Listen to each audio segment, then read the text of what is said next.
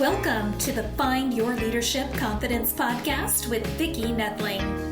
You are about to discover impactful lessons that help you grow as an individual, grow your confidence, and find the positive and good within you, so you powerfully and authentically become the best version of yourself.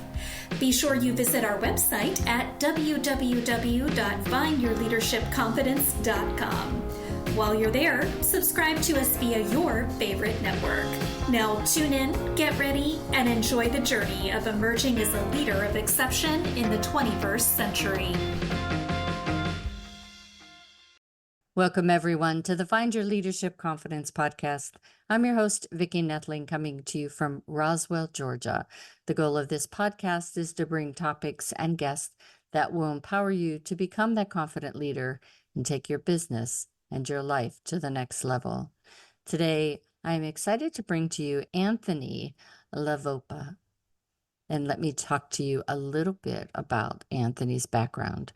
He is an active duty U.S. Naval Officer and leadership coach with 15 plus years of military service, including command of U.S. Navy warship. Anthony now wants to help others learn from his failures and stumbles to better themselves as professionals and people. He is a resourceful leader with active involvement in shaping the long-range vision and aligning with the people and departments to create long-term value.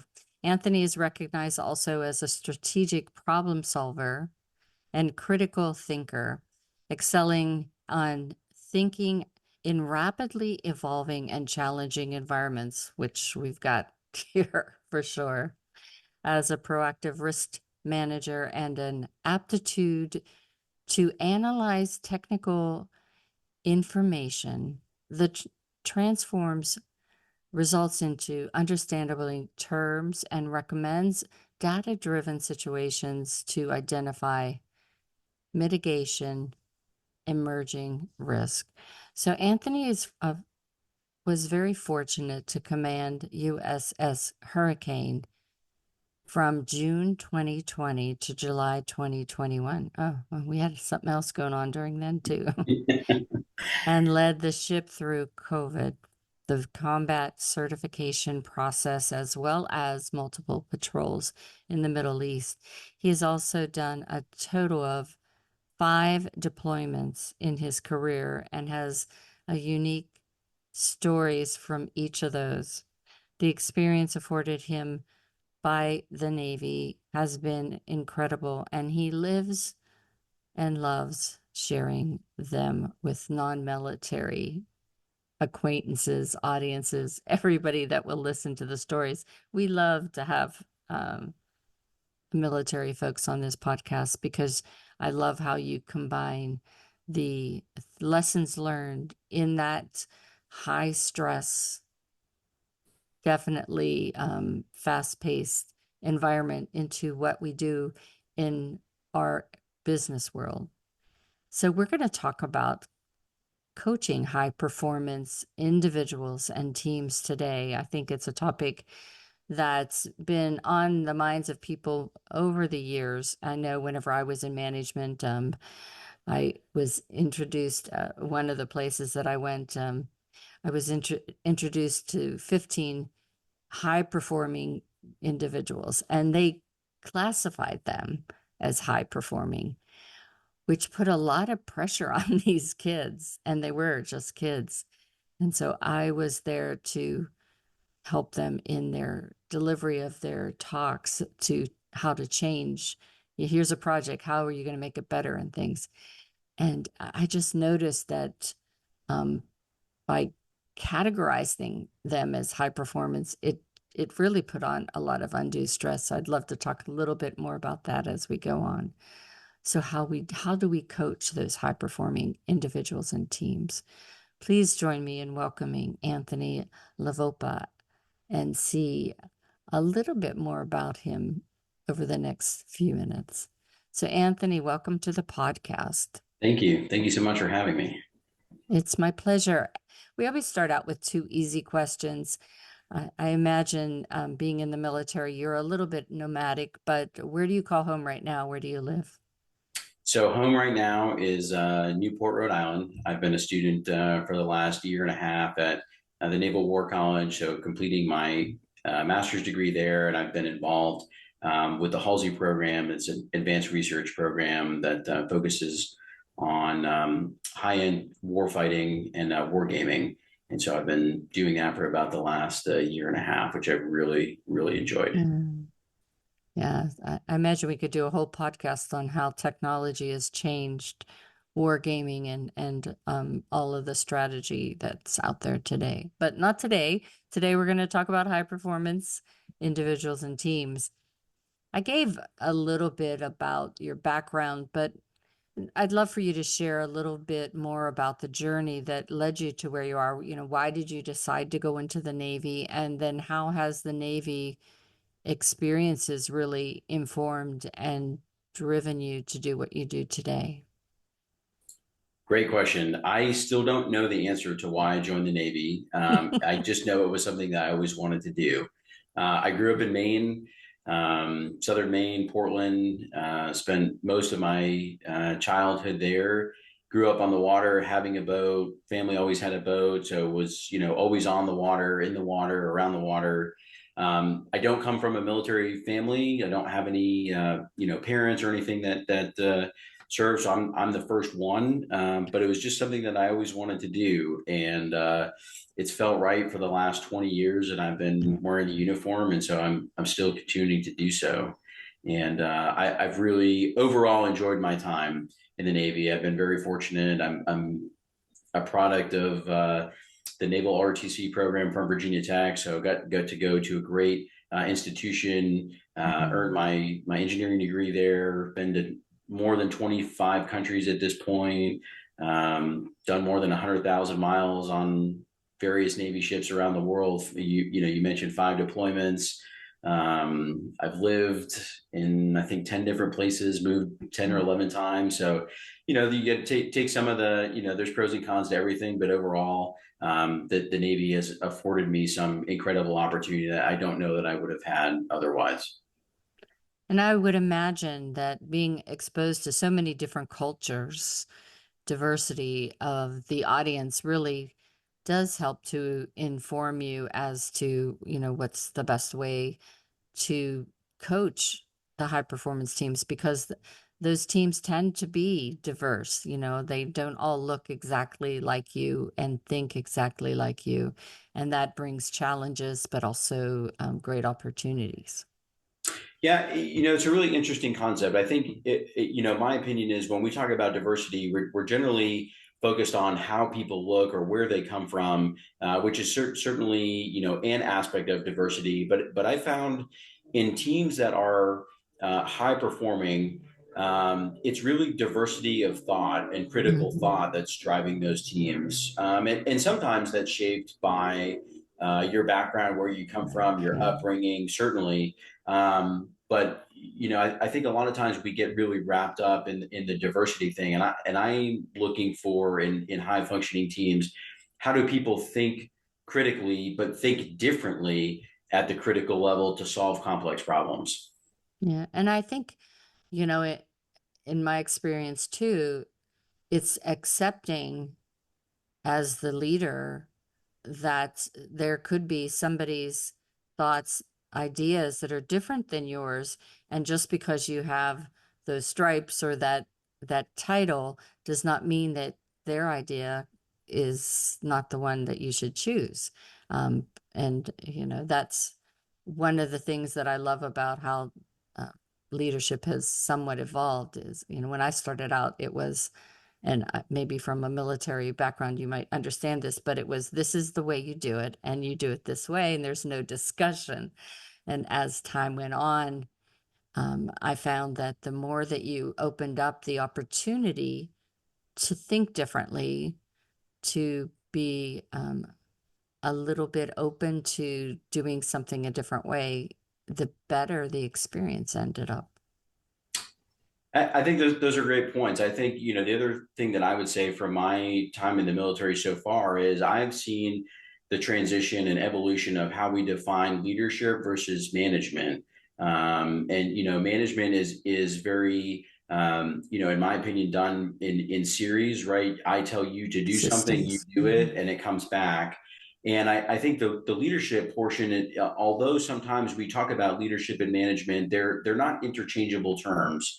And the leadership side really comes from the ability. One, I think the foundation of leadership is trust in your team. Two, it's the ability to delegate, and it's the ability to delegate decision making, and also empowering people to have that critical thought to provide a diverse view of opinions or options for someone to make a decision. And I think sometimes in the military, we typically get caught up in the authority piece, and that's kind of unique to our world. But as the captain or the commanding officer of a warship, I am absolutely responsible and accountable for all of the things that happen. But that doesn't necessarily mean I need to make every single decision. There are some decisions that my authority only allows me to make.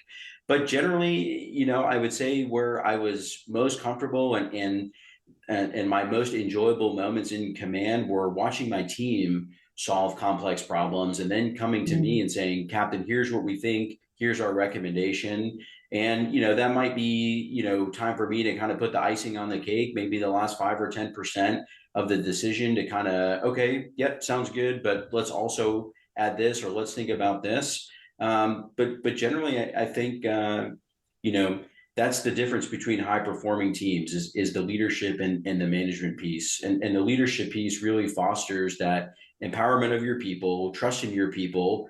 And I think another misnomer is that the leader always has to be the smartest person in the room. Yes. And I So quickly true. found in command that I was often not the smartest person in the room. I was surrounded by some 15 to 20-year career engineers who had numerous diesel engine certifications, and that was not my specialty or area of expertise. And again, that trust and an empowerment in your people to be able to look at my chief engineer or my senior enlisted engineer to say, I need your professional opinion in order to make this decision, as opposed to a much more management style of, well, I'm just going to do this because I feel this. And you also mentioned it in your opening. I'm a very data driven person. I'm an ISTJ, INTJ. I kind of float back and forth between the S and the N in the Myers-Briggs, but data is really what drives me. Yeah. And I think when you're really trying to get a team to be high performing, one, you need to define what high performing is, because it's different things to different people. And if there's not agreement and alignment across the team on what high performing is, then it's hard to be high performing. Yeah. And then the second portion of that is, how do you measure whether or not you're getting to the point of being high performing? And sometimes gut feelings and intuition can help, but it's generally data driven matrix or metrics. And I think that for me, as an engineering background, having an engineering degree and an MBA, numbers come naturally to me, and I'm comfortable with numbers. But I think a lot can be gleaned from that, and it also kind of removes that sort of soft, squishy, personal part of it, and you're just getting down to making a decision that's beneficial for the team, as opposed to being clouded by emotion or other things that sometimes can get in the mix, particularly when you need to make quick decisions. So in your experience, what are key qualities that differentiate that high performing individual and team from the rest? And how do you cultivate them? It's a really good question. First, I would say it's lack of ego, right? Yeah. Everybody on the team needs to understand that the team is what's high performing as a sum of the individuals, not a number of individually high performing people that equals a high performing team, because that's not always true. Sometimes when you put a group of high performing people in a room together, it is counterproductive, because everybody just wants to be high performing, right? So that kind of gets back to how do we define high performing? One, is the ability to drop your ego, right? The ability to walk in the room and acknowledge, hey, I might not be the smartest person. I may not be the best person for this, but this is what I can contribute, right? That's the first thing. The second thing is really attacking that critical thinking piece and identifying who on the team thinks in what way, how do they think, and what way do they receive information, right? That was one thing that I really didn't understand going into command, but I spent a lot of time thinking about, particularly as the captain, how do I reach a wide audience of people who all absorb and interpret information differently. Some are writers, some are visual, some are just, I need to hear it over and over. Right. And so how do you message that? And how does that affect the dynamics of your team? And so I found that, really kind of using the 5 love languages is a pretty good indicator sometimes of how people are receptive or not receptive to information. But understanding those dynamics across your team, I think, is key. And then it allows you in a true leadership fashion to help people focus in the areas that they're strongest and not try and create a bunch of people on the team that can do everything. I think sports analogies are always good sometimes for high performing because it's a good visual for people. And I happen to be a New England Patriots fan, although the last couple seasons I don't know that we've been high performing. But certainly when you look at the Tom Brady, Bill Belichick years where there was numerous Super Bowls, it wasn't just because Tom Brady is probably the greatest quarterback of all time. He had to work within the limits of his team. And he, as the leader on the field, the team captain, had to understand the strengths and weaknesses of his team members in order to make quick decisions of how to move the football down the field. So for me, that's always a great visual to come back to. Yeah. So you have faced several critical moments throughout your military career. Can you share a specific failure or stumble that we talked about in the opening that helped shape your leadership approach and how those lessons are used to coach others?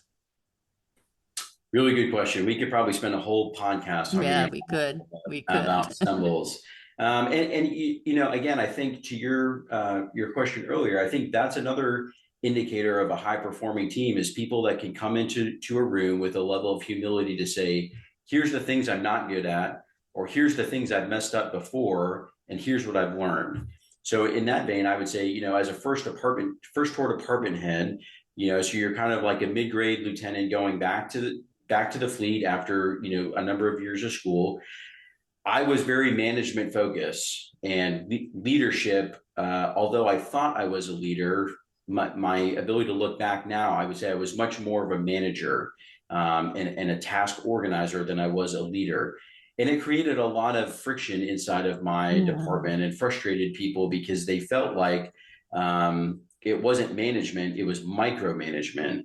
And fortunately for me, our executive officer, the number 2 person in command on the ship, was a fantastic and is still a fantastic mentor and friend. And he really helped kind of coach me out of that management role into more of a leader, trusting the people that work for you, not always having an opinion about something, but maybe waiting to hear the opinions or recommendations of others. So I kind of spent that 2 years in that tour, really transitioning from a very management focused style of what I thought was leading and getting more toward a, much more, I wouldn't call it hands-off approach, but a much less management focused style leadership and really one where people felt like they were empowered to make decisions and recommendations. And I think that's really important because, people are always watching you and emulating you, especially if there's a level of respect for who you are and what you do. And so when you switch that up and do give them the approval to try things and fail and not make them feel belittled or less because of the failure, but to really strike out, well, okay, what did you learn from that? What would you do differently? And that encourages them to try things that they've never done before, which, in this fast-paced world, we're always trying to reinvent ourselves or find new things. I think that's a great point. I think another facet of leadership that I didn't understand as a young lieutenant was, how do I give my people an opportunity to fail so that they can grow in their role? And that's really one thing I thought long and hard about prior to taking command was, how can I let my team fail at certain things? When can we fail as a team to become better? And when is the margin for failure almost zero? And there are times where, the margin for failure is zero. But most of the time it's, hey, how did that work? Did it work? Maybe. What metrics did we use to measure whether it worked? How can we do it better for next time? And then another thing that always pops into my mind is, were we lucky or were we good? And I don't want to be lucky at things. I want to be good.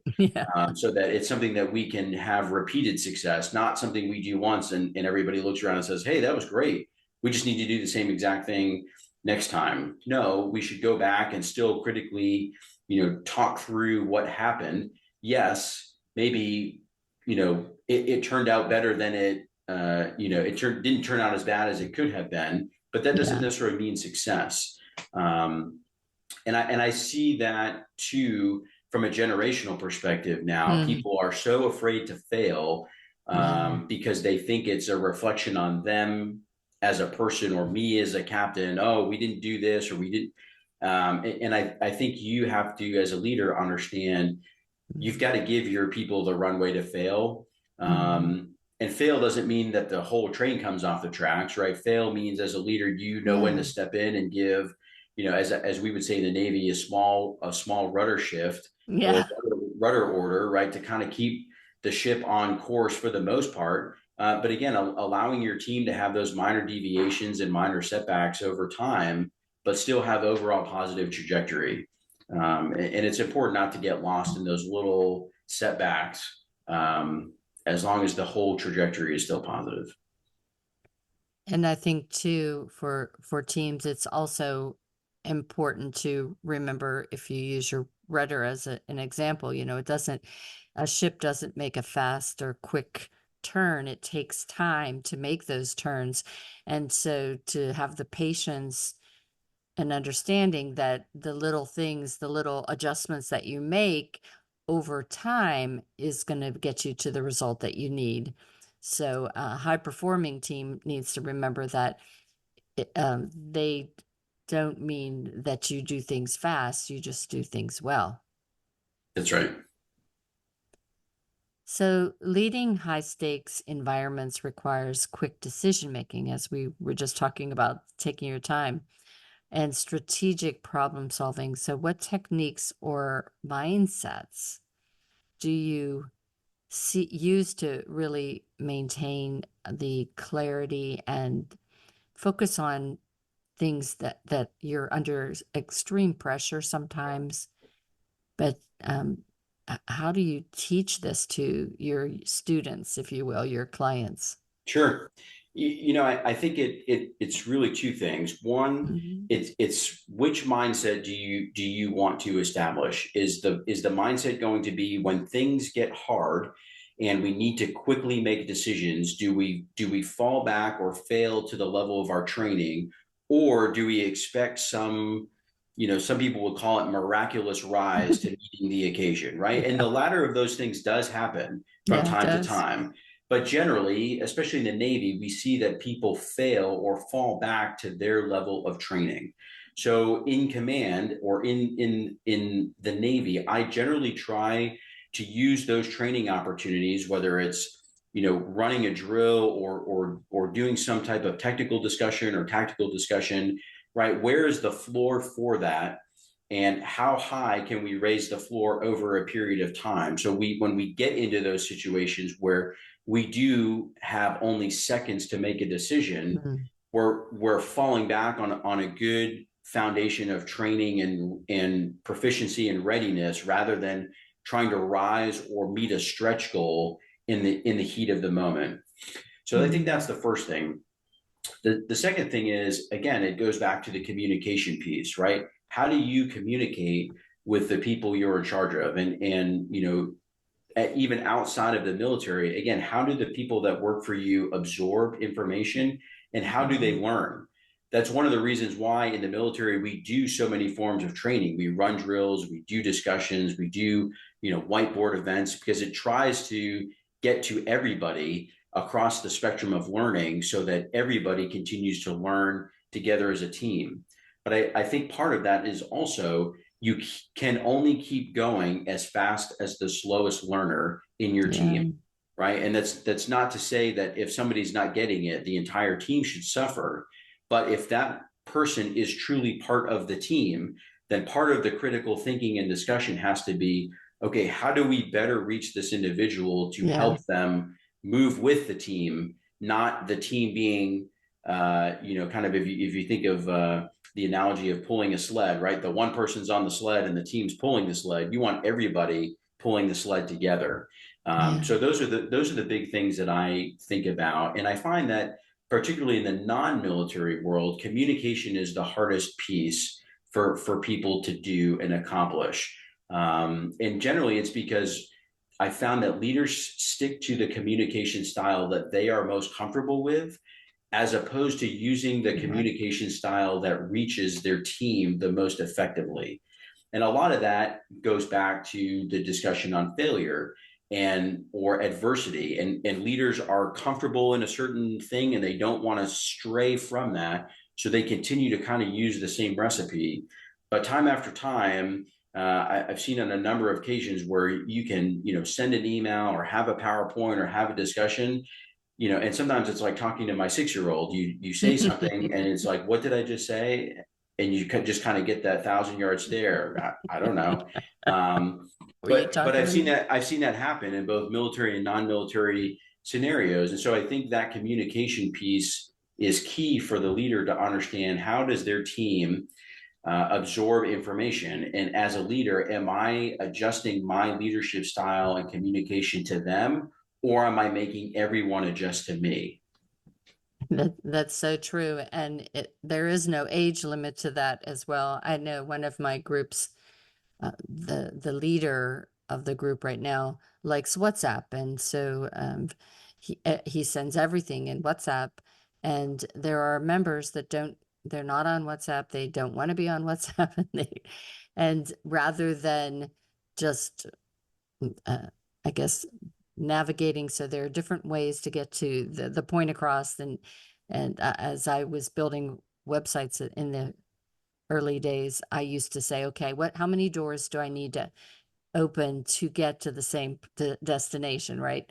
So if that person has a message, know your people and know, okay, I'm going to have to send it through WhatsApp, through email, and some people need a text. And yes, it is more work, but now thankfully we have technology that can do that across all those things. But knowing your people is really probably the first step, I would think. So with the transition from military to civilian life, how do you translate military experiences? And we've been talking about this a little bit throughout this whole conversation, but at one point, you were that commander of that ship. Now you are talking with business leaders and professionals, and you're not their commander. They have their own thoughts and don't always react as you would like. So how do you get them to understand the new the dynamics and understand why what you're suggesting is going to be impactful? I think what it really comes down to is understanding the humans that work for you.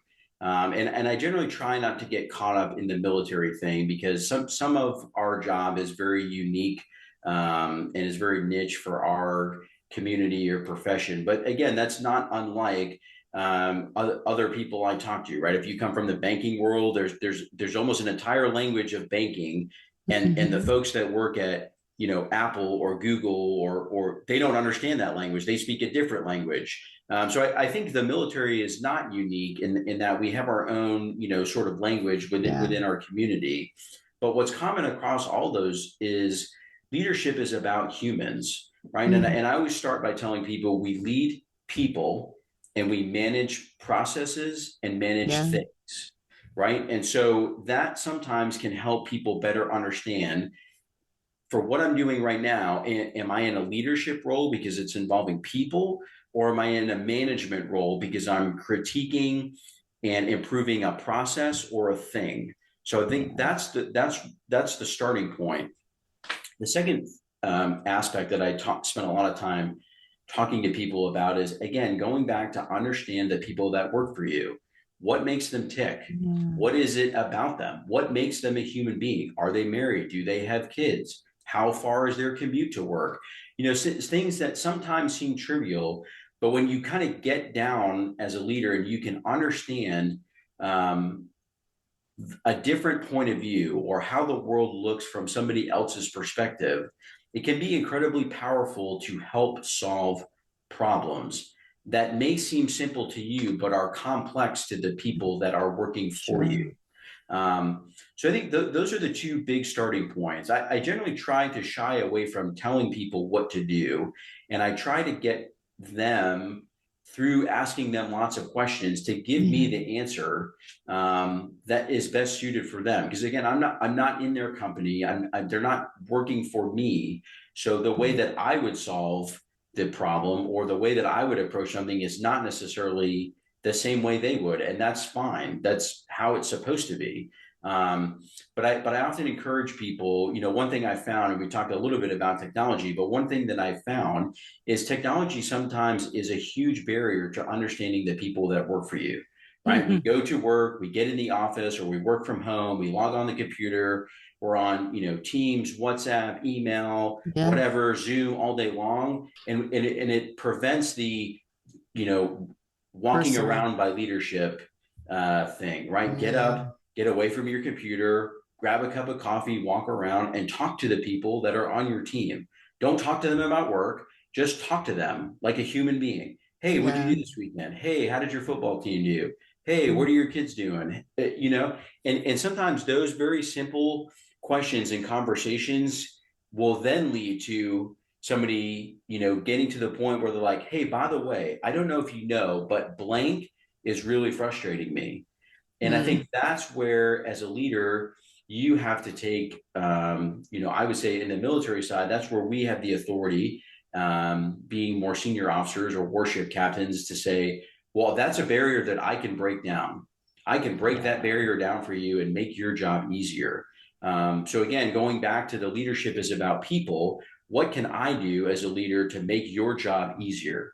And then as a manager, what processes can I change or influence to make your work easier? And the final thing that I often ask people is, what do you do after work? Or what do you consider after work? Because again, we're all connected all the time. Everybody's phone's always going off. So if you're that type of boss, manager, leader that at 7 p.m. you're messaging your employee, oh, I just thought of this, that, right? And they're responding because like, oh, my boss is messaging me. What kind of message is that intentionally or unintentionally sending to your employees? Do you value their time outside of work? And for the Navy, that's really hard sometimes because we're kind of always working. But there has to be a point where you kind of, okay, if this is not an emergency, I don't need to know about it now. And again, that's a communication piece, right? As the captain communicating to my department heads, ships are generally set up with what we call standing orders. And there's certain things in there that the commanding officer can delineate the ability for people that are standing watch on the ship to do. And there's a list of things in there that typically, if these things happen, call me and let me know. And so, you get people who are just really, extra want to, hey, just let the boss know. But it gets to a point where it's borderline distracting, right? And so again, how do you talk to that person and say, hey, listen, I don't need to know all of this. I just need you to stick to the list of things. when I come in the morning, if you want to download me, great. I'll be ready for a download.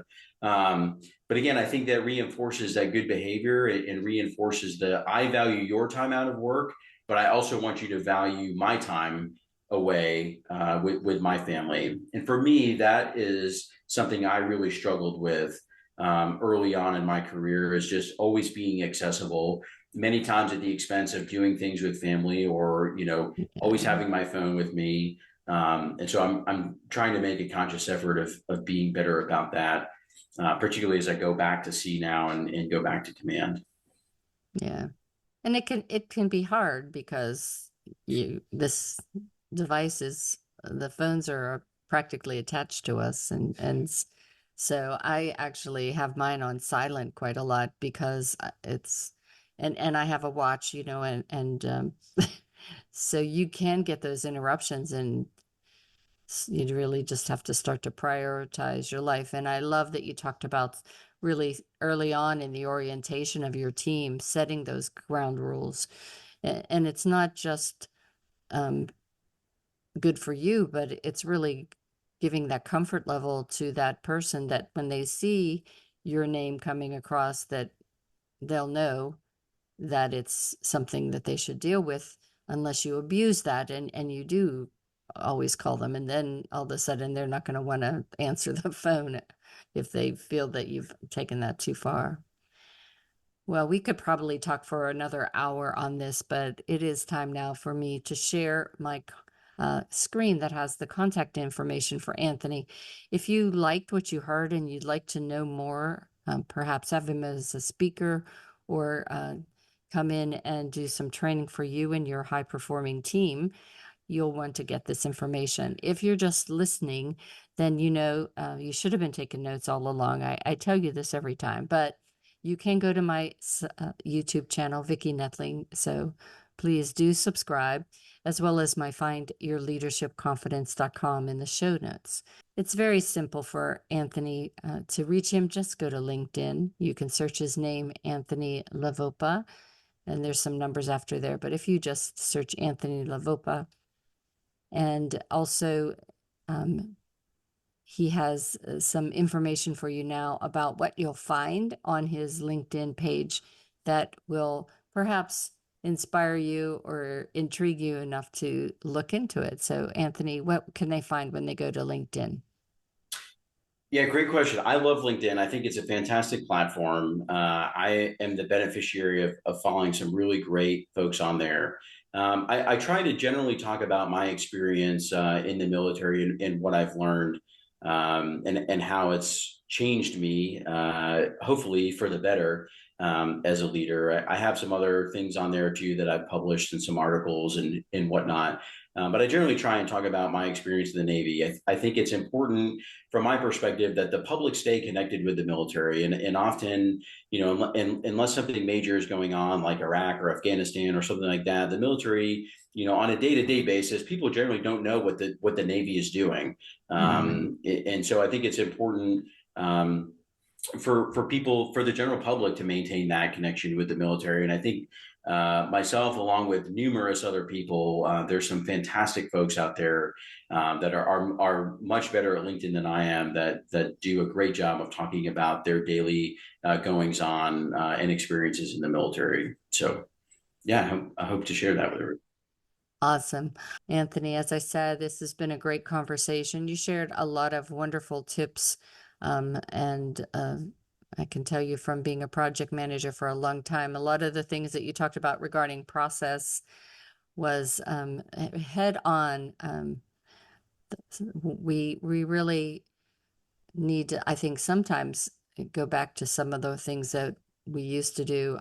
When I first was hired 40 years ago, every job that I had to write down what I did and how I did it in case I was sick, so that my manager or someone temporary can come in and do my job as efficiently, or almost as efficiently, as I did.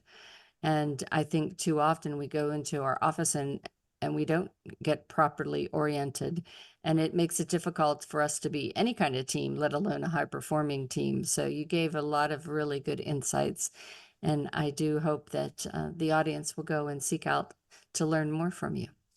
Great. Well, I appreciate your questions today, and I really enjoyed the discussion. I look forward to hearing from a lot of your listeners. Awesome. So as always, I remind everyone that life is a journey, and it's up to you to enjoy the ride. This is Vicki Nettling signing off. Thank you for tuning into the Find Your Leadership Confidence podcast with Vicki Nettling, where we share impactful lessons that help you grow as an individual, grow your confidence, and find the positive and good within you so you powerfully and authentically become the best version of yourself. Remember to visit our website at www.findyourleadershipconfidence.com and enjoy even more great episodes like this one. Again, while you're here, subscribe to us via your favorite network. We look forward to seeing you next time on the Find Your Leadership Confidence podcast.